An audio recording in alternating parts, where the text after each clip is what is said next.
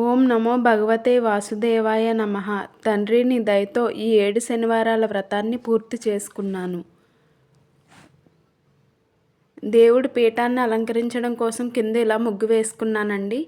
దేవుడి పీఠాన్ని పెట్టిన తర్వాత ఆ పీఠం పైన కూడా ముగ్గు వేసుకున్నాను. అలాగే ఇంటి గుమ్మం బయట వేసుకున్నాను. గుమ్మానికి పసుపు బొట్లు అవి పెట్టుకున్నానండి. మొత్తం అన్ని ద్వారబంధాలకి పసుపు రాసి బొట్లు పెట్టుకున్నాను. ఈ విధంగా నేను చేసుకున్నానండి. తర్వాత తులసమ్మ దగ్గర కూడా పసుపుతో కల్లాపు చల్లి ముగ్గు వేసుకున్నానండి.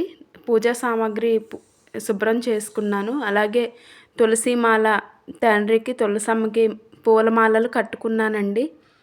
7 రకాల ప్రసాదాలను తయారు చేసుకున్నాను ఈ వ్రతాన్ని చేయడం కోసం. 7 రకాల ప్రసాదాలను తయారు చేసుకున్న తర్వాత పిండి దీపాలు చేసుకున్నానండి.